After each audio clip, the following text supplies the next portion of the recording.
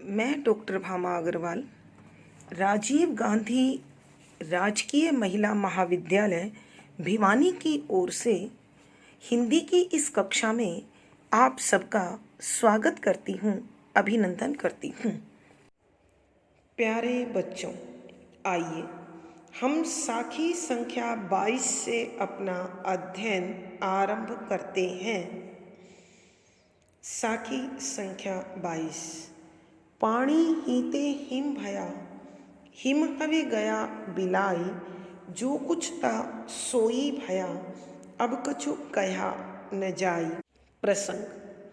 प्रस्तुत पद अथवा साखी हमारी हिंदी की पाठ्य पुस्तक मध्यकालीन काव्य कुंज में संकलित कबीर दास जी द्वारा रचित कबीर की साखियों से ली गई है। संदर्भ। इस साखी में कबीर दास जी जीवात्मा और परमात्मा का संबंध ठीक उसी प्रकार बता रहे हैं जिस प्रकार बर्फ, पानी और भाप का संबंध है। यानी तीनों में एक ही मूल तत्व है, वो है पानी। चाहे उसका स्वरूप पानी हो, बर्फ हो अथवा भाप हो। तो उसी प्रकार जीवात्मा अथवा परमात्मा दोनों का मूल तत्व है आत्मा।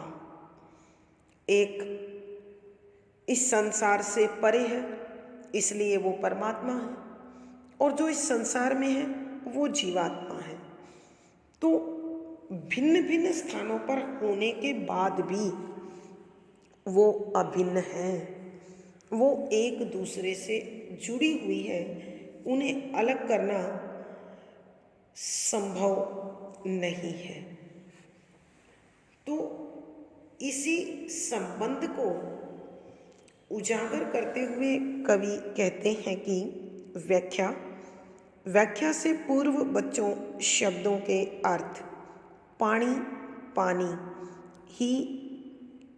ही केवल ते से हिम बर्फ भया बन गई, कि पानी से ही बर्फ बनी है। हिम बर्फ, हवे बन, गया गया बिलाई जल, और वही बर्फ पिघलकर पानी बन गई। जो कुछ था सोई भया, कि आरंभ में उसका जो रूप था, यानी पानी को ही बर्फ बनना पड़ा था, या वह पानी ही जमकर बर्फ बना था, और बर्फ पिघलकर वही पानी वापस बन गया। अब कछु कहा न जाई, कि अब इसकी भिन्नता के विषय में कुछ नहीं कहा जा सकता। अर्थात कौन सा पानी बर्फ था और कौन सा पानी पानी था, यह पहचान कर पाना असंभव है। तो इसी का उदाहरण देते हुए, इसी को प्रयोग में लाते हुए कवि कहते हैं कि यह जीवात्मा उस परमात्मा का अंश उसी प्रकार है जैसे जल से बर्फ का बन जाना। यानी कि यह जीवात्मा उसी परमात्मा का बदला हुआ स्वरूप है। जिस प्रकार बर्फ पिघलकर जल में मिल जाती है, उसी प्रकार इस संसार को छोड़ने के बाद जीवात्मा परमात्मा में जाकर मिल जाती है। तब जीवात्मा और परमात्मा की कोई अलग पहचान नहीं रहती। दोनों एक ही रंग, रूप, आकृति को प्राप्त कर लेते हैं। यहाँ कवि यही बताना चाहते हैं कि जिसका जो अंश है वो उसी में समा जाता है और उसी रूप को पुनः ग्रहण कर लेता है। कवि के कहने का भावार्थ यह है कि ये जो विरह भक्ति है, मुक्ति की खोज है, साधना है, ये वास्तव में एक स्वरूप का अपने मूल स्वरूप में परिवर्तन की ही प्रक्रिया है, एक विशेष प्रकार की क्रिया है। विशेष, यहाँ कवि ने जीवात्मा और परमात्मा में अद्वैत की स्थापना करके, अद्वैत होता है जो दो भिन्न नहीं है, इसीलिए जीवात्मा और परमात्मा में अद्वैत की परिकल्पना कर दोनों को एक ही दर्शाया है। संदुकड़ी भाषा का पद है, शांत रस है, प्रसाद गुण है, दोहा छंद है, गे शैली है। यहाँ अनुप्रास, विशेषोक्ति आदि अलंकारों का सुंदर सटीक प्रयोग हुआ है। कबीरदास जी के ही एक अन्य पद में कहा गया है, जल में कुंभ, कुंभ में जल, बाहर भीतर पानी, फूटा कुंभ जल जल ही समाना, यह तथ्य कहो ज्ञानी। तो इसी भाव साम्य का उद्घाटन कवि ने इन पंक्तियों में भी किया है। साखी संख्या 23। जब मैं था तब हरि नाही, अब हरि है मैं नाही। सब अंधियारा मिट गया, जब दीपक देखा माही। प्रसंग पूर्ववत। संदर्भ, प्यारे बच्चों, वही संत काव्य परंपरा के सर्वश्रेष्ठ कवि कबीरदास जी यहाँ अपने उस भाव को कि ईश्वर कण कण में व्याप्त है, लेकिन हम उन्हें अपने अहम अहंकार के कारण देख नहीं पाते हैं। तो जब तक मनुष्य अपने अहंकार का नाश नहीं करेगा, अपने आप को अहंकार से मुक्त नहीं करेगा, तब तक उसे परमात्मा का दर्शन या प्राप्ति नहीं हो सकती है। यदि उसे परमात्मा से परिचय करना है तो उसे सबसे पहले अहंकार का त्याग करना पड़ेगा। प्यारे बच्चों, हम सब जानते हैं कि यदि इस संसार में हमें कुछ चाहिए तो हम उसे विनम्र बनकर ही प्राप्त कर सकते हैं। अहंकार के साथ, अकड़ के साथ हमें कहीं कुछ प्राप्त नहीं हो सकता। इसी तथ्य का उद्घाटन इन पंक्तियों में कवि करने की कोशिश कर रहे हैं। व्याख्या। जब मैं था तब हरि नहीं। बच्चों, अत्यंत सरल भाषा है, इसलिए शब्दों के अर्थ पर विशेष जोर मैं नहीं दे रही हूँ। जब जिस समय मैं अहंकार का भाव, यहाँ मैं शरीर के लिए नहीं है, अहंकार के भाव के लिए है, था तब उस समय हरि ईश्वर नहीं थे कि जब तक मैं अपने अहंकार से भरा हुआ था तब तक मुझे ईश्वर के दर्शन नहीं हो रहे थे। जहाँ मैं देखता वहाँ मैं ही मैं दिखाई दे रहे थे, अर्थात अहंकार दिखाई दे रहा था। अब हरि है मैं नाही। अब मेरे मन में परमात्मा का वास है, प्रभु निवास करते हैं, तो आज मेरे अहंकार का भाव नष्ट हो चुका है, अर्थात मैंने अपने अहंकार को त्याग कर ही ईश्वर को अपने अंदर में प्राप्त किया है। कवि कह रहे हैं, सब अंधियारा मिट गया। कि संसार में जो मैं विभिन्न प्रकार के अज्ञानता के अंधेरों में भटक रहा था कि मेरे जीवन का लक्ष्य ये है, ये मेरा है, ये तुम्हारा है, मैं ये कर सकता हूँ, मैं वो कर सकता हूँ। तो अब मुझे समझ में आ गया है कि यह सब तो उस परमपिता परमात्मा की करनी है, उसी की कृपा का फल है जो मैं अपने इस शरीर से जुड़े दायित्वों को, जिम्मेदारियों को पूरी कर पा रहा हूँ। और यह जानकारी मुझे केवल और केवल उसी समय हुई जब मैंने गुरु से सद्ज्ञान प्राप्त किया और अपने अंदर उसी ज्ञान के दीपक को जलता हुआ पाया।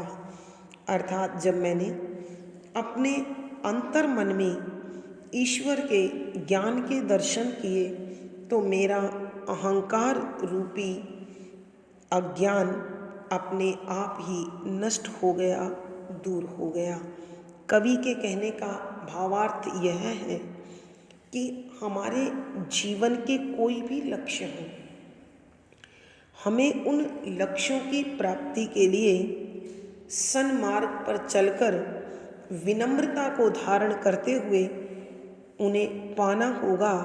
तभी 100% लाभ हम पा सकेंगे, अन्यथा आधा अधूरा जीवन होगा और आधा अधूरा लाभ होगा। विशेष यहाँ ईश्वर के प्रति सच्चे ज्ञान की प्राप्ति के लिए सबसे पहले अहंकार त्याग पर बल दिया गया है। संदूकड़ी भाषा में रचा गया पद है, शांत रस है, प्रसाद गुण है, लक्षणा शब्द शक्ति है, दोहा छंद है, गे शैली है, रूपक अतिशयोक्ति और स्वभावोक्ति अलंकारों का सुंदर सटीक प्रयोग हुआ है। साखी संख्या 24। मान सरोवर सुभर जल, हंसा केली कराही, मुक्ता फल मुक्ता चुगई, अब उड़ी अनंत न जाही। प्रसंग पूर्ववत। संदर्भ के अंतर्गत बच्चों, आप जानते हैं कि यह संसार अपने कर्मों के अनुसार ही अनेक प्रकार के लक्ष्यों को भोगता है, प्राप्त करता है। यह साखी बच्चों आप पूर्व कक्षाओं में भी पढ़ चुके हैं। तो इस साखी के अंतर्गत कवि बताना चाहते हैं कि जब हम विषय वासनाओं, आसक्तियों से मुक्त होकर आत्मा पर अपना ध्यान केंद्रित करेंगे तो उसका हमें शुभ फल प्राप्त होगा। व्याख्या। मान सरोवर सुभर जल। व्याख्या। प्यारे बच्चों, भारतीय जीवन मूल्यों में आप लोगों ने जाना है 4 तीर्थों के बारे में। मानसरोवर तालाब के विषय में आपने सुना होगा। यह तो आप सब जानते ही हैं। जब भी हम किसी तीर्थ स्थान पर जाते हैं या किसी बड़े मंदिर में जाते हैं तो स्नान करने के बाद ही जाते हैं। तो कैलाश पर्वत पर अमरनाथ गुफा में प्रवेश से पहले मानसरोवर में स्नान कर पवित्र करना होता है। तो यहाँ कवि ने उसी प्रसंग को उठाया है। मानसरोवर यहाँ भक्ति रूपी जल से है। हंसा आत्मा के लिए प्रयुक्त हुआ है। मुक्ता फल यानी मुक्ति की इच्छा, मुक्ता हंस यानी आत्मा सद्कार्य, सद्व्यवहार, सदाचरण आदि की बात कर रहे हैं। इस साखी में कबीरदास जी कहते हैं कि हृदय रूपी मानसरोवर में भक्ति का जल, भावना का जल, ईश्वरीय प्रेम का जल भरा हुआ है और आत्मा उस जल में अनेक प्रकार की क्रीड़ाएं करती हैं, अर्थात मेरी आत्मा उस भक्ति को पाकर प्रसन्नता से खेल रही है, आनंद उठा रही है। मुक्ता फल मुक्ता चूहे, कि यह आत्मा रूपी हंस इस संसार में मुक्ति रूपी मोती, मोक्ष रूपी मोती, साध्य रूपी मोती, सिद्ध रूपी मोतियों को प्राप्त कर रही है। अब उड़ी अनंत न जाही, अब उसे अपने जीवन में सिद्धि की प्राप्ति के लिए विभिन्न प्रकार के अन्य धर्म आचरणों को अपनाना नहीं पड़ेगा। अर्थात कवि कहना चाहते हैं कि जब मनुष्य भक्ति को समर्पित होकर सच्चाई और नेकी के रास्ते पर अच्छे कार्यों को करते हुए जीवन यापन करता है तो उसे पुनर्जन्म प्राप्त नहीं करना पड़ता और उसे इस बिल्कुल सहज सरल सात्विक जीवन जीने मात्र से ही ईश्वरीय शक्ति, ईश्वरीय प्रेम, ईश्वरीय कृपा और उनके चरणों में स्थान प्राप्त हो जाता है, उसे मोक्ष मिल जाता है और उसे इस संसार में फिर कुछ भी खोजने की आवश्यकता नहीं पड़ती। कवि के कहने का भावार्थ यह है कि हे मानव, यह जो जीवन प्राप्त होता है, यहाँ भक्ति भावना से भरकर नेक रास्ते पर चलना ही मोक्ष की प्राप्ति का सबसे सरल मार्ग है। विशेष कबीरदास जी ने मानव आत्मा की मुक्त अवस्था का वर्णन किया है। सद्दुकड़ी भाषा है, शांत रस है, प्रसाद गुण है, दोहा छंद है, गे शैली है, लक्षणा शब्द शक्ति है, रूपक अनुप्रास यमक आदि अलंकारों का सुंदर सटीक प्रयोग हुआ है। प्यारे बच्चों, आशा है आपको सारा विषय अच्छी प्रकार से समझ में आ गया होगा। कमेंट बॉक्स में लिखकर मुझे बताएं। वीडियो को लाइक करें, शेयर करें और चैनल सब्सक्राइब करें। पिछली वीडियो का लिंक आपको यहाँ प्राप्त हो जाएगा। धन्यवाद बच्चों। आपका दिन और जीवन सुखमय हो, आनंदमय हो, इसी शुभकामना के साथ आभार। धन्यवाद।